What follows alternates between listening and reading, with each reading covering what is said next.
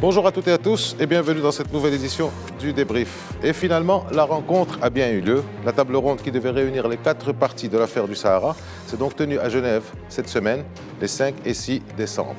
Marocains, Algériens, Mauritaniens et gens du Polisario se sont retrouvés à Genève l'espace de quelques heures.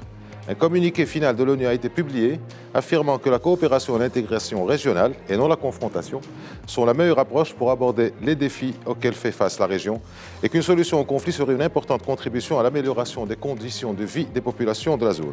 Un second round de cette table ronde est programmé avec l'accord et l'adhésion de tous pour le premier trimestre 2019, c'est-à-dire avant la réunion du Conseil de sécurité fin avril, réunion au cours de laquelle le mandat de la MINURSO sera renouvelé ou non.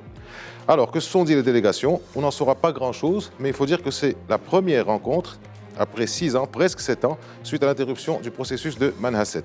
Dans l'intervalle, beaucoup de choses, beaucoup d'événements se sont produits. Que faut-il donc attendre et à quoi faudrait-il s'attendre pour la suite? Nous débattrons et répondrons à ces questions avec nos invités. Naïm Kamal, directeur de Quid.ma, Aziz Saïdi, directeur de la rédaction de la Tribune Afrique, et Driss Issaoui, analyste politique. Bonsoir messieurs et merci d'être avec nous. Ainsi donc, les 5 et 6 décembre dernier, Marocains, Mauritaniens, Algériens et leurs protégés du Polisario se sont réunis à Genève sous l'œil avisé de Horst Köhler, l'envoyé spécial et personnel du secrétaire général de l'ONU, Antonio Guterres. Les choses se sont relativement bien passées, mais cela sera-t-il toujours le cas lorsqu'il faudra entrer dans le fond des discussions et des choses? Et si tel est le cas, comment réagira Rabat? Alors Naïm Kamal, comme d'habitude, on va commencer avec vous. Et comme d'habitude, on va faire un petit peu d'histoire pour revenir un peu sur l'historique des rencontres qu'il y a eu sur le dossier du Sahara. Et donc, qu'est-ce qui s'est passé avant pour les tractations, les concertations du temps de James Baker et par la suite à Manhasset. Sans revenir à l'ère paléolithique. De préférence, oui. Ouais, donc on va commencer. Vous savez qu'à un moment donné, le processus référendaire, enfin ce qu'on a appelé le processus d'identification des votants au référendum d'autodétermination, s'est trouvé bloqué pour un problème de qui a droit de participer à ce référendum, qui n'a pas droit. Et techniquement, humainement, démographiquement, l'ONU s'est trouvée dans l'incapacité de résoudre tous les experts de l'ONU dans l'incapacité de vraiment trouver des critères objectifs pour déterminer qui vote, qui ne vote pas. Et on en est arrivé à la solution d'une troisième voie. Et c'est là que sur la scène apparaît un personnage d'un gabarit important, qui est James Baker, qui a été secrétaire d'État américain, qui est un homme... Du temps de George Bush père. De George Bush père déjà, oui. Il ne faut jamais oublier que c'est un homme très expérimenté. C'est lui qui avait lancé à Madrid les premières rencontres palestiniens-israéliens et la conférence internationale sur le Proche-Orient, qu'il avait une démarche très constructive. Il avait dit, proposez-nous une troisième voie, et c'est là où le Maroc était venu avec cette proposition d'une régionalisation avancée, d'une autonomie avancée, et qui a été présentée à Berlin et qui va par la suite donner naissance au processus de Manhasset et qui va finir par avorter. Ce que je voudrais dire avant d'arriver à aujourd'hui, c'est que souvent on nous dit que le Maroc a refusé le plan Baker. C'est un faux et usage de faux. Il y a eu 2 Baker. Il y a eu Baker 1, que le Maroc a accepté, que l'Algérie a refusé. Et il y a eu un Baker 2, que l'Algérie a accepté, que le Maroc a refusé, parce que, selon l'Algérie, le premier faisait la part belle à la thèse marocaine, le deuxième, pour le Maroc, il le faisait effectivement la part belle à la partie algérienne, sachant que le plan Baker 1 était un plan qui s'inspirait de l'autonomie et qui pouvait déjà solutionner le problème. Donc, pour restituer un peu la vérité historique qu'on essaie d'éluder pour des fins propagandistes. Par la suite, même ce processus s'est trouvé bloqué à cause de ça, parce que l'origine du mal est là. Le Maroc a avancé, l'Algérie a refusé de suivre, et n'a pas fait un seul pas vers le Maroc, et n'a pas fait un seul pas vers une solution, comme on dit, mutuellement acceptable, un compromis comme le prend le Conseil de sécurité de l'ONU. Et le processus de Manhasset, qui a été une perte de temps énorme, s'est trouvé bloqué. Les 6 ans ou 7 ans dont vous avez parlé au début. Et il y a eu un moment, bon, jusqu'à l'arrivée de Horst Kohler, enfin l'arrivée de Guterres, parce qu'on a eu la grande Alors, parenthèse. on va y arriver, mais entre-temps, il y avait comme envoyé personnel... Christopher Ross. Il y a eu Avant lui, il y avait Peter von Walsom. Ce que j'appelle moi la grande parenthèse Voilà. Christopher Ross, Mais parce qu'il a duré longtemps, vainement, inutilement. Avant Christopher Ross, Naïm, si vous permettez, il y a eu quand même quelque chose d'important avec le prédécesseur de Christopher Ross, Peter von Walsom, le néerlandais, qui avait jeté l'éponge à un moment parce qu'il avait dit que finalement, cette question de référendum, c'était totalement inadaptable et infaisable. Infaisable, ouais. Très bien, alors on reviendra bien sûr, c'est pour ça qu'on est là sur Genève, mais Aziz Saïdi, entre-temps, donc de l'interruption du processus de Manhasset en 2012 à maintenant, qu'est-ce qui s'est passé dans la zone et en Algérie? Beaucoup de choses. On le voit que... faut dire que le dernier round de la série Manhasset, c'était en 2012, c'était post-printemps arabe. On pensait qu'il pourrait y avoir des changements dans les positions, notamment algériennes, qui voyaient qu'il y avait une possibilité de déstabilisation dans la région. Donc peut-être que cela les aurait poussés à plus de réalisme politique. Mais ce ne fut pas le cas, comme le disait Sinaïm, avec la parenthèse Christopher Ross, qui était une parenthèse très longue, mais qui n'a abouti à rien du tout. Par contre, on a vu que pendant ce laps de temps-là, il y a eu des changements aussi bien économiques que géopolitiques.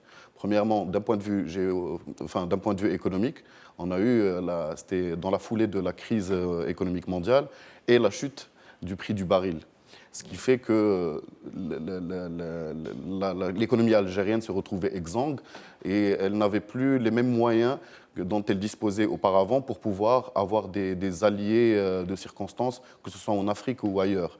Dans le même temps, le Maroc a accentué son offensive ou son orientation africaine, et on le sait, donc, que cela a abouti en 2017 donc à l'adhésion à l'UA et à la guerre civile aussi. Exact. La guerre civile en Algérie, les années 90. Ah oui, non, mais je parle de... La décennie noire, ce n'est pas parmi les changements. Non, moi je parlais depuis avant, 2012. On parle de 2012 à maintenant. De 2012 à maintenant, donc il y a eu la chute du baril, il y a eu le fait que le Maroc a opéré une véritable offensive au niveau diplomatique et économique sur le plan africain, en intégrant l'Union africaine, enfin en retournant dans les instances panafricaines, en retournant de facto à l'Union africaine, mais aussi à travers une série de... Enfin, c'est une bataille diplomatique qu'il a menée et qu'il a gagnée, dans le sens où non seulement il y a eu un retour, mais aussi un basculement d'un certain nombre de pays africains. Et du sein même de l'UA où on est revenu, on a pu faire admettre à tout le monde que la question du conflit du Sahara reste du domaine exclusif de l'ONU. Et ça, c'est un point très très important parce que ça permet en fait... Ça fait partie des fondamentaux énoncés par le roi Mohamed VI. Tout à fait, il y en a 4, on y reviendra, mais c'est l'un des plus importants parce que cela permet de parer à toutes les initiatives qu'il y avait notamment par rapport à la commission paix et sécurité au niveau de l'Union africaine, qui essayait de prendre le relais pour essayer d'imposer une solution qui serait plus, puisque le Maroc était absent avant des instances panafricaines, qui respectait plus les visées de l'Algérie et de son avatar Polisario. Donc forcément c'est une épine du pied qu'on a enlevée. Alors dans le même temps, la situation politique en Algérie, tout le monde la connaît, elle est figée à travers la personne du président Bouteflika, qui justement, enfin, maintenant on parle d'un nouveau mandat en vue. Malheureusement, c'est d'un report. Malheureusement, cela informe sur figé. Sur une classe politique complètement figée, puisqu'on revoit que c'est le même personnel politique qui est en train qui est recyclé à chaque fois et que donc forcément avec les mêmes personnes, on ne peut pas avoir un changement de vision, une inflexion dans l'appréhension de la problématique. Qui à mon avis, attendra peut-être, parce qu'on ne peut pas augurer de ce que seront ces rounds de négociation, ces nouveaux rounds de négociation, mais en tout cas, à mon sens, pour pouvoir changer de perspective, il faut changer les hommes. Alors, au niveau du Sahara aussi, c'est passé des choses. Il y a une accélération des provinces du Sud, une accélération au niveau institutionnel, au niveau économique. Il y a eu en parallèle à ce qui se passe, à ce que vous venez de décrire en Algérie. Tout à fait. En fait, c'est lié, puisque le fait que le soutien financier algérien était de moins en moins conséquent, le Polisario se retrouvait acculé. Donc, il devait faire essayer d'ouvrir de nouveaux fronts. Et on l'a vu avec les provocations, notamment dans les incursions dans la zone démilitarisée. On a vu avec la crise de Guerguerat, où justement on a été le Conseil de sécurité a été obligé de rappeler à l'ordre le Polisario pour préserver en tout cas le statu quo militaire. Je ne parle même pas de statu quo politique. Et ça, c'est quelque chose d'important. Il y a eu un certain nombre de tentatives d'aller chercher un soutien au niveau du Parlement européen pour aller contrecarrer notamment les accords de pêche ou l'accord d'agriculture. Donc, c'est des choses qui ont représenté de véritables batailles dans les diplomatiques et qui, heureusement donc pour le Maroc, ont été des tentatives complètement vaines. Mais encore une fois, ces tentatives sont vraiment l'expression d'un Polisario acculé qui a de moins en moins de soutien et qui se retrouve donc forcément dos au mur. Maintenant, on va voir si le fait... Alors, on en arrive à Genève et à vous, Driss Issaoui. Donc, après les 7 rounds de discussion qu'il y a eu pour Manhasset, on démarre les tables rondes.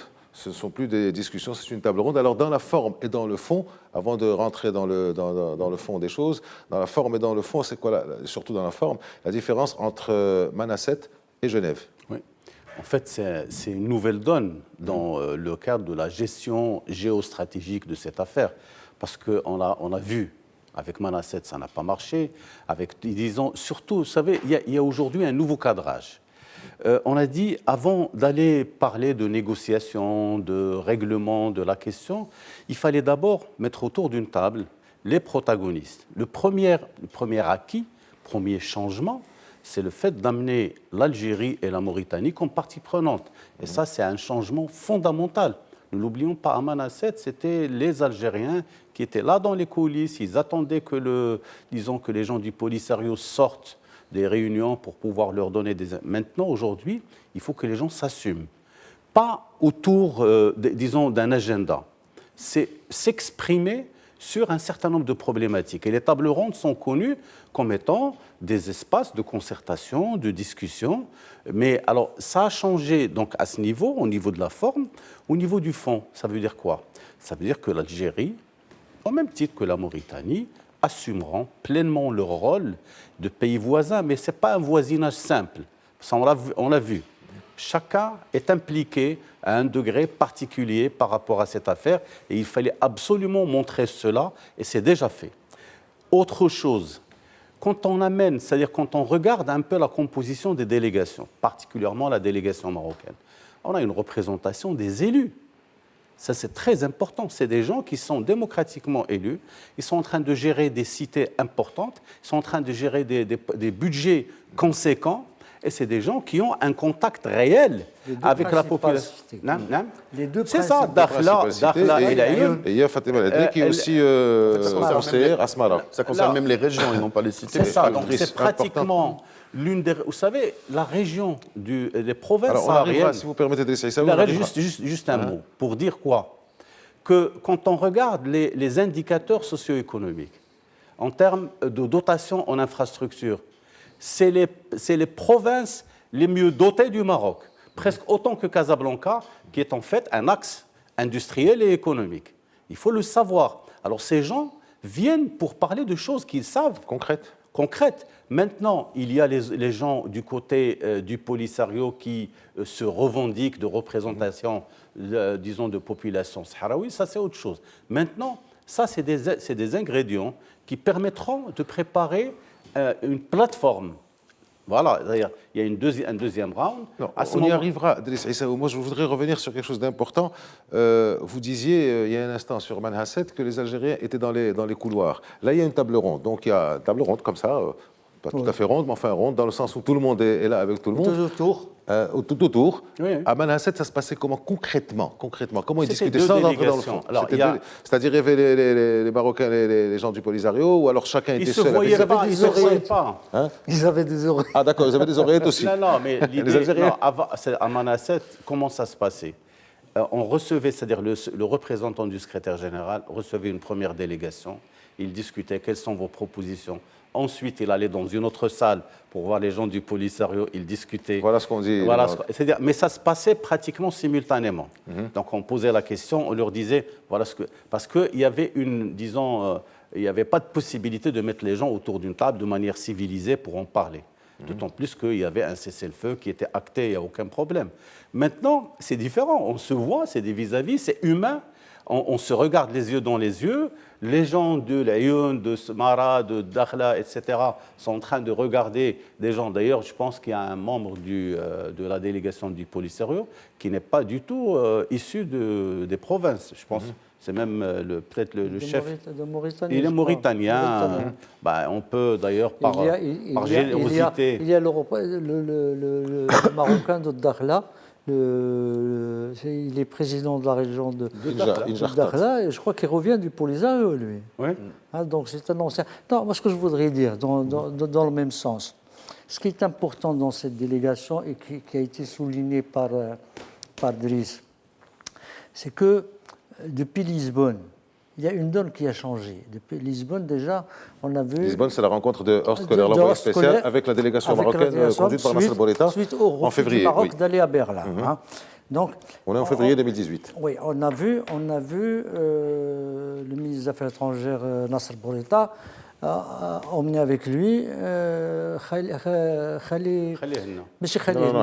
Hamdi Ould Rachid, le président du conseil municipal de l'Ayoun. Donc, c'était la première fois que le Marocain pouvait s'installer face aux représentants. Alors, je reste avec vous, je voudrais rester sur ce point-là. Nasser Bourita a affirmé que, je le cite, que cette présence donc, des élus des provinces du Sud, des 3 élus, a eu un impact important sur les travaux de la table ronde et qu'elle constitue une consécration irréversible de leur légitimité démocratique. Oui, justement. Décodez ça, s'il vous plaît. Oui, c'est ce que j'allais expliquer. C'est dans l'avancée de son Non, il faudrait remonter un petit peu, pas beaucoup d'histoire, pour comprendre ce qui vient de se passer.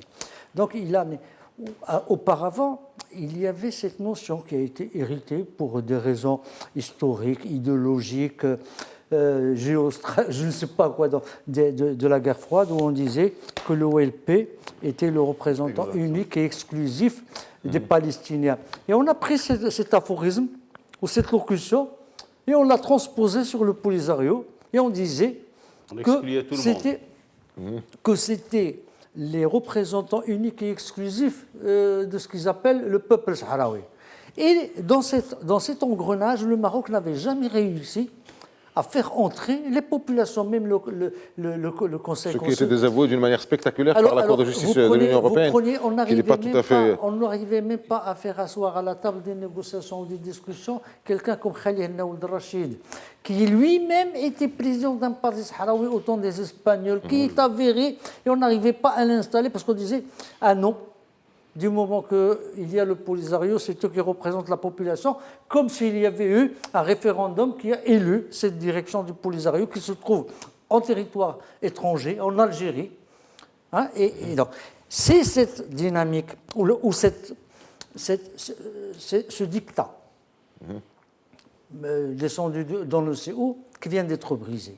Aujourd'hui, la représentation, le Polisario ne peut plus dire je suis représentant unique et exclusif des populations du Sahara. Qualité que personne ne lui reconnaît d'ailleurs. Et donc ça donne toute son importance au mot de Nasser on lui Bourita. reconnaissait d'une certaine manière quand on acceptait. D'ailleurs, il faut le dire, aujourd'hui encore, pour parler de l'esprit d'ouverture de débat, il y a eu un incident sur France 24, parce qu'il devait y avoir un débat sur France, entre Bourchia ou quelque chose comme ça, qui est le représentant du Polisario, et Ammar, qui est lui un Sahraoui du Maroc.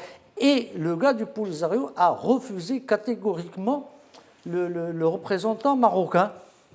Et de débattre face aux caméras, face aux représentants marocains. France 24, malheureusement, a obtempéré. il a réservé aux représentants marocains le journal et il a laissé le débat aux représentants. Donc c'est un esprit qui existe encore, donc exclusiviste, qui existe encore chez le Polisario, chez les Algériens et chez des intervenants, des acteurs, des observateurs de la scène internationale, comme une chaîne qui est la chaîne diplomatique d'une puissance comme la France. Alors, Aziz Saïdi, cette table ronde a réuni donc les 4 protagonistes. La Mauritanie a déclaré sa neutralité. Moi, je n'en vois que 2 écarts. Le Polisario, bon, le Polisario, ce sont les Algériens. On a souvent dit ça, et bon, on commence peut-être à nous en rendre compte. Alors, comment se passe, la communauté internationale commence à s'en rendre compte, comment, selon vous, dans quel état d'esprit sont arrivés Marocains et Algériens à cette table ronde, qui est donc inédite, comme vous venez de l'expliquer.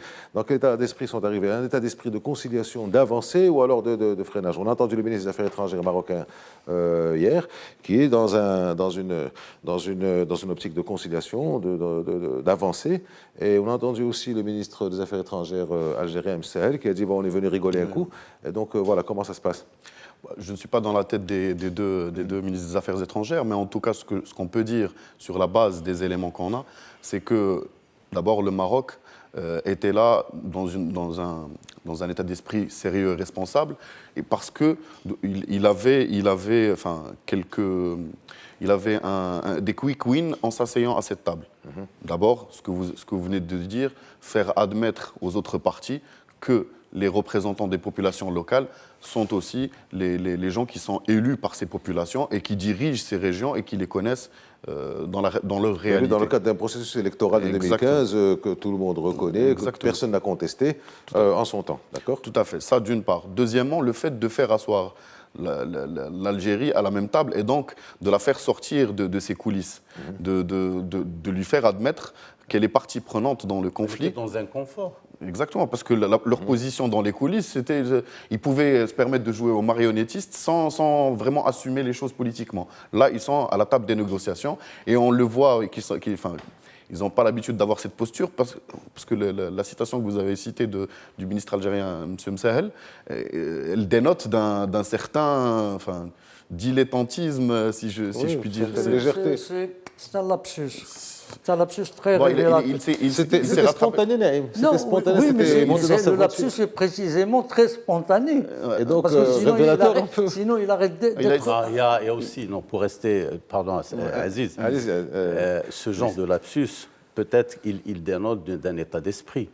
Il sait très bien que les tables rondes, c'est un tour de piste pour se rencontrer. Mais ce qu'il oublie, c'est que c'est des participations à des actes qui rentrent dans le cadre d'un système de règlement et que c'est contraignant par la suite. Vous avez participé à une première table ronde, vous allez participer à une deuxième, mais on ne vient pas là pour rigoler un coup ni faire du tourisme, on vient pour préparer une plateforme de négociation. Parce que c'est de cela qu'il s'agit. Les Nations Unies, les États-Unis, les autres puissances ont intérêt à ce que tout cela puisse aboutir dans le meilleur délai. C'est l'état d'esprit. Parce qu'il y a une double lecture possible. D'abord, il se trouve dans une position inhabituelle, s'asseoir et discuter. Ils n'ont pas l'habitude. Et en même temps, ils n'ont pas envie d'y aller. Alors qu'est-ce qu'ils disent? Ils essaient, vous savez qu'avec le rire, on délie tout. Ce qu'ils essaient de faire, c'est de diluer les discussions, les échanges de la table ronde, parce qu'ils savent que ça va être irréversible dès qu'ils entreront dans la mécanique des négociations. Je n'en suis pas encore à la négociation. Rien qu'à la définition des termes de la négociation. Si je peux me permettre, là où je voulais aboutir, en tout cas pour M. Msahel, on le voit, il s'est rattrapé le lendemain en se disant enthousiaste. En tout cas, moi, ce que je voyais dans cette citation, ou ce lapsus, et surtout dans l'attitude affichée, c'est d'abord la continuation, le prolongement du fait que l'Algérie ne voulait pas participer à cette réunion. Ça veut dire qu'elle est quelque part forcée d'y aller parce qu'il y a une pression internationale.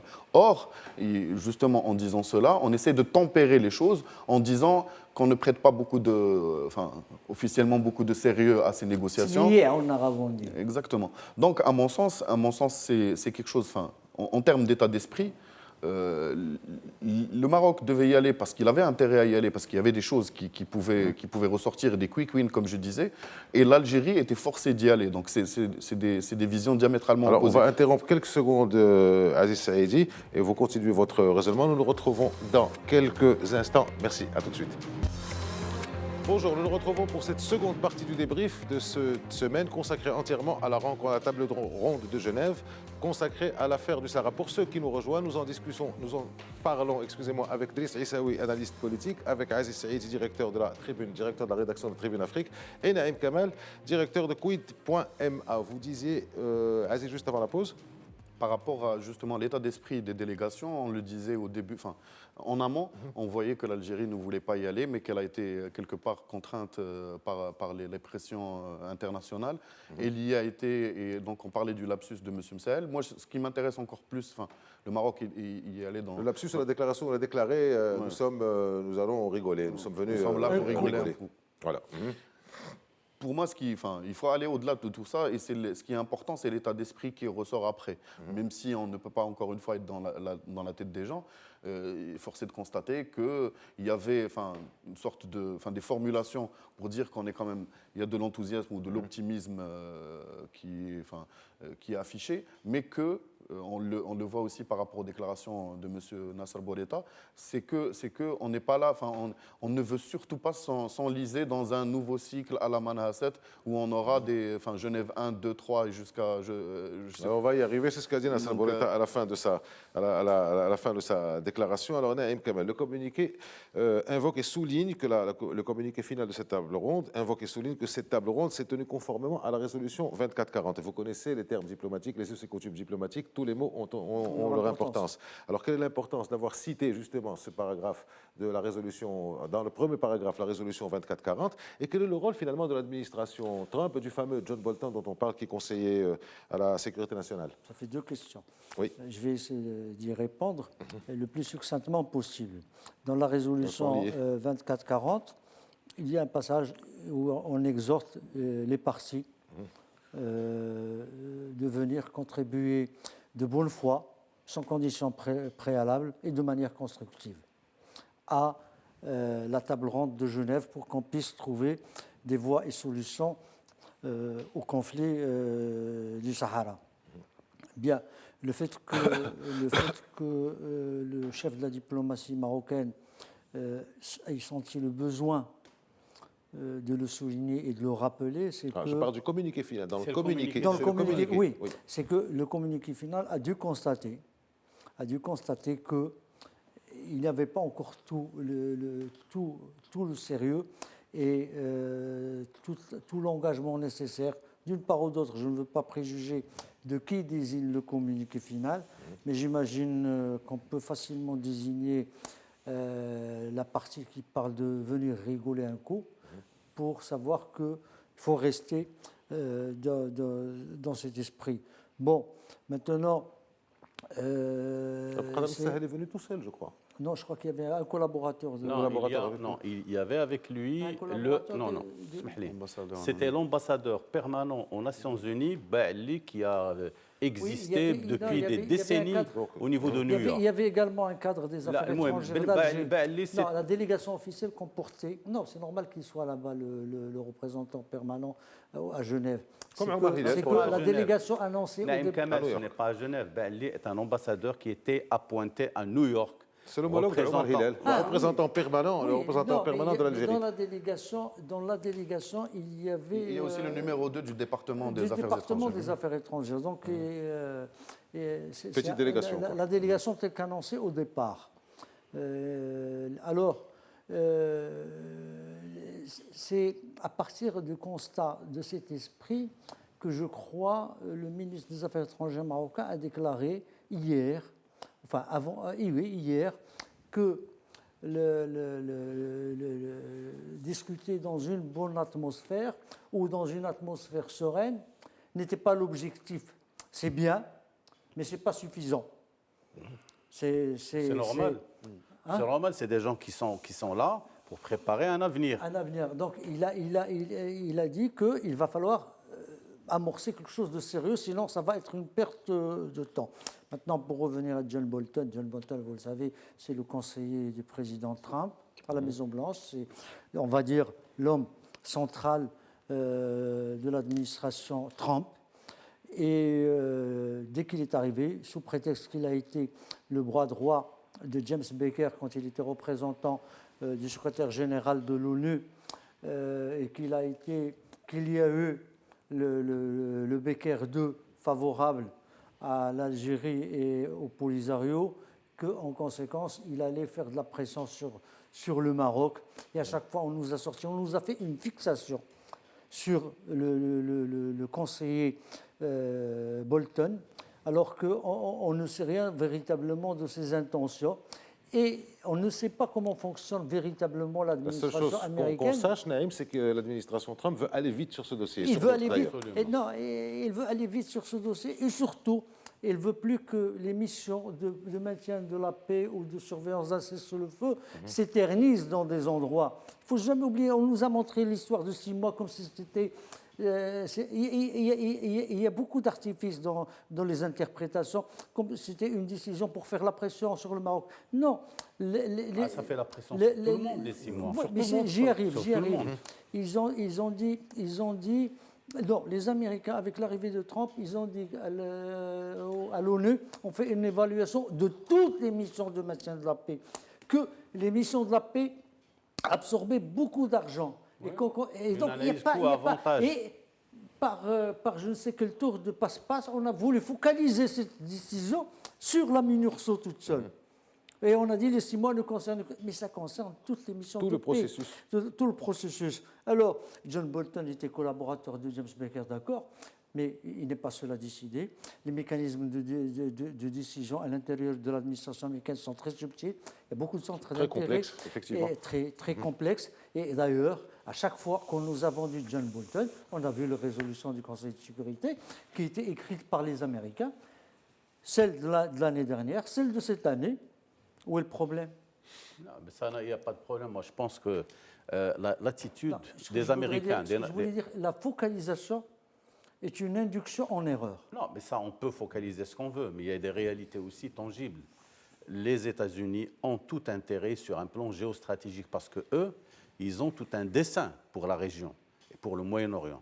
Ils n'ont pas envie que ce conflit s'éternise, qu'il y ait un bourbier ici. Ils n'ont pas intérêt ni économiquement, ni militairement. En plus avec les enjeux de l'insécurité dans le Sahel. Absolument. Donc ils ont intérêt à ce que cette affaire se règle dans l'intérêt de... Enfin, on va voir, c'est des négociations, donc c'est à chacun qui va pouvoir s'imposer. Oui, vous voulez bien, parce que sur le fond de votre question... Moi, je reste sceptique. Oui, sur le fond de votre question par rapport à la résolution 2440, en fait, déjà...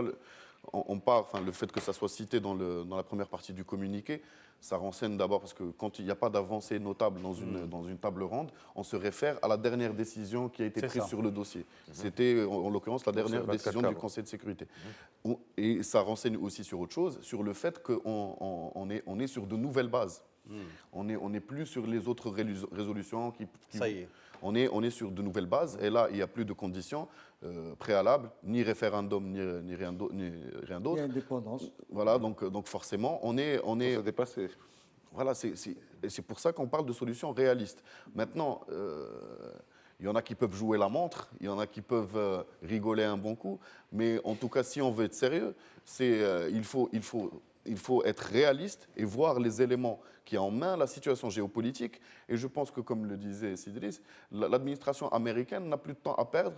Elle est dans une logique de cost-killing au niveau de toutes les missions, comme vous l'avez dit, mais elle est aussi dans une logique où ça dénote de la méthode Trump, c'est d'aller, quitte à clasher les gens, d'aller directement au fond des problèmes. On a vu ça dans sa politique étrangère. Exactement, que ce soit avec la Corée du Nord. Par la Corée du Nord, après c'est le climat.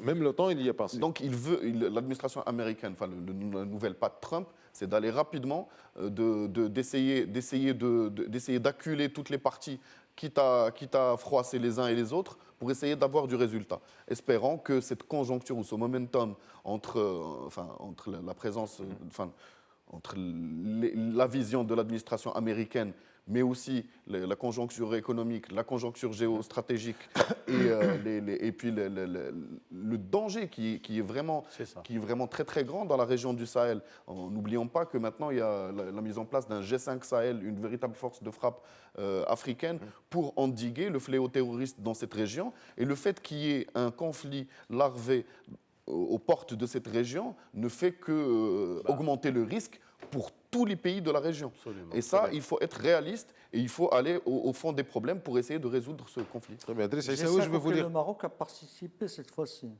Il participe même pas en tant que membre. Oui, Il a participé avec la présence du chef du gouvernement. Alors, Driss Aissaoui, je vais vous lire un passage de ce communiqué final. Je vais vous demander de le relire à votre manière. Donc, le passage, je citais d'ailleurs en introduction, les délégations admettent que la coopération et l'intégration régionale et non la confrontation reste la meilleure voie pour affronter les défis auxquels fait face la région. Est-ce qu'il ne faut pas placer ce passage avec l'idée qui veut que la perspective, la participation active de tous les participants sans distinction confirme en quelque sorte l'enterrement définitif des résolutions passées? Pourquoi? Et des plans proposés par l'ONU. Pourquoi? Parce qu'il se trouve que maintenant, on commence à aborder plus la composante économique que la composante purement politique. C'est certain. C'est-à-dire, j'ai commencé à faire une lecture, mais je vous laisse la terminer. Mais c'est très bien, mais c'est-à-dire, cette citation, qu'est-ce qu'elle nous dit? Elle nous dit il faut qu'on soit dans une disposition d'esprit qui fasse prévaloir d'abord des arguments concrets, tangibles, surtout économiques. Le coût du non-Maghreb, il est connu. On ne va pas ergoter encore davantage sur cela. Et si vous le permettez, économique et humain. Et humain. Parce qu'il y a des drames. Des drames et ça peut toucher le fléau de la migration, ça peut toucher le fléau du terrorisme. Et sans alternative viable. Tout ça est dit dans la résolution 2440. Absolument. C'est-à-dire, aujourd'hui, les Nations Unies ne sont pas en train de jouer. Il faut que Guterres puisse faire avancer un certain nombre de dossiers. Et s'il arrive à faire aboutir, ou au moins mettre sur les rails une vraie négociation sur cette base-là. Aujourd'hui, on n'est plus dans les positions de principe.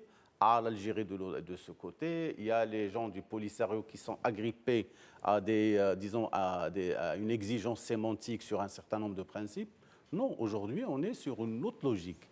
Il y a un intérêt à travailler ensemble, à s'ouvrir ensemble. Vous savez, la Mauritanie, c'est l'arrière-pays du Maroc.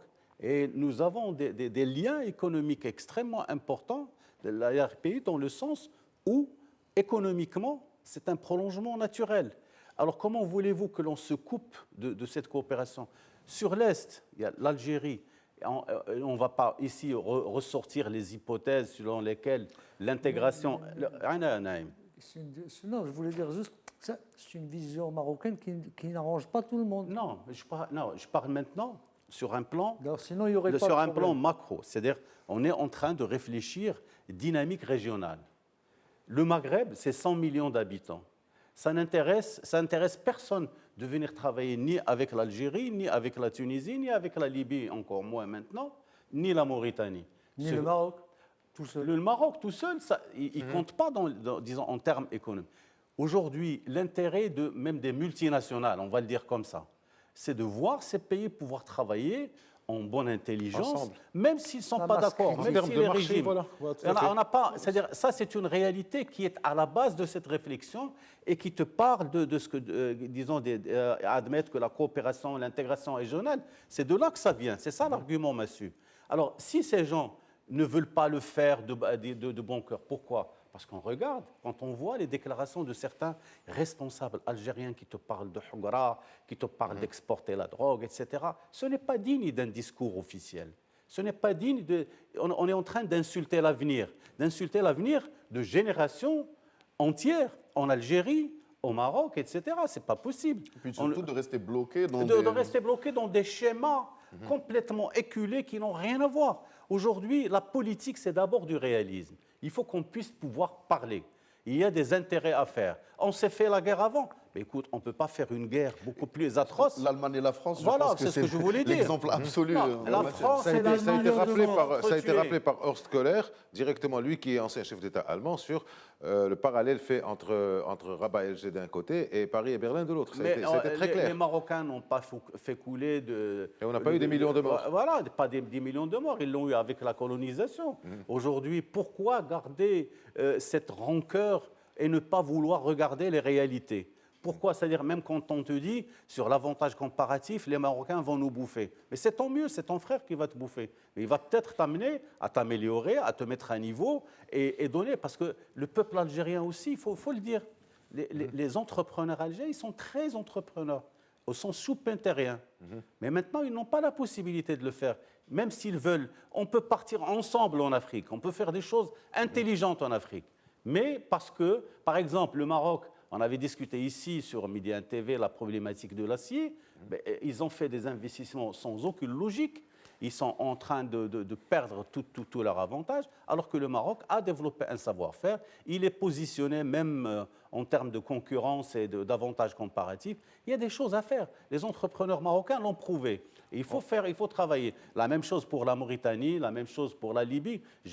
Nous espérons que la situation s'améliore en Libye pour pouvoir Alors ça, c'est la composante travailler. économique. On revient à la table ronde. Aziz Saïdi Nasser Bourita a parlé, alors je le cite, d'anciennes expériences dont il faut tirer les leçons et ne pas rééditer des programmes dépassés, des solutions non réalistes ou des propos inadaptés. Comment on peut prendre cette phrase, cette déclaration, en la mettant en perspective avec les fondamentaux dont vous parliez tout à l'heure, du discours du roi Mohamed VI le 6 novembre 2017?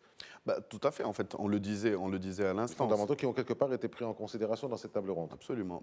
On le disait à l'instant, on est dans une perspective nouvelle, on l'espère en tout cas, parce que le processus de Manhasset et avant les fameux plans Becker 1 et 2, force est de constater que ce fut un échec.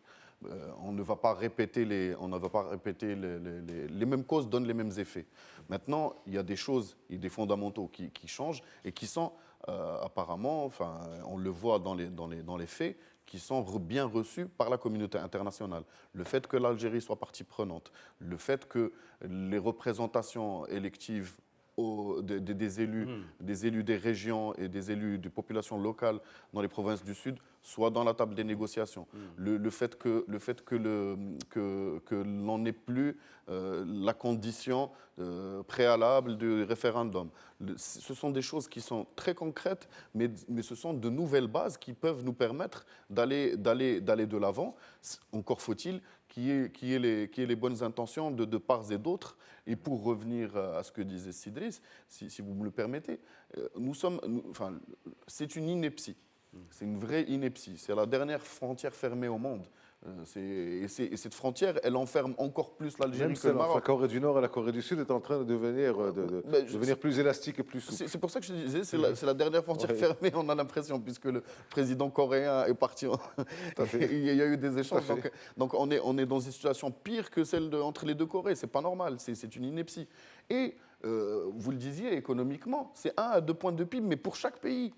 Cette frontière, si elle est fermée, maintenant l'Algérie, avec le chaos libyen, avec la situation en Tunisie, avec la situation du Sahel, et avec la frontière fermée au nord, et on peut coordonner elle est complètement enclavée. Même le sécuritaire, on peut le coordonner. Tout à même fait. le sécuritaire, qui est un argument massif chez les Algériens, qui te disent « Ah, attention ».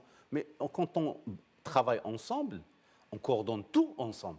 Parce que c'est une Je vous destinée rappelle commune. qu'Abdelhak Khiyam, le patron du Bureau central d'investigation judiciaire, n'a pas cessé de le dire du temps même où il était à la BNPJ, où il disait nous demandons une coopération sécuritaire, judiciaire avec les Algériens, mais il n'y a rien. Il y a un dernier point que je voulais souligner, c'est la jeunesse.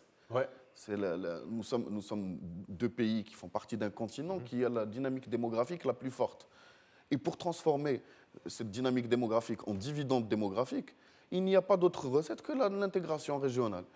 L'intégration continentale dans un horizon plus lointain, mais l'intégration régionale est une condition sine qua non. Alors, si on refait les mêmes erreurs encore une fois aujourd'hui, ça sera pas ceux qui dirigent, les classes dirigeantes qui vont les payer. Le prix va être payé par les jeunesses. Par les générations à venir.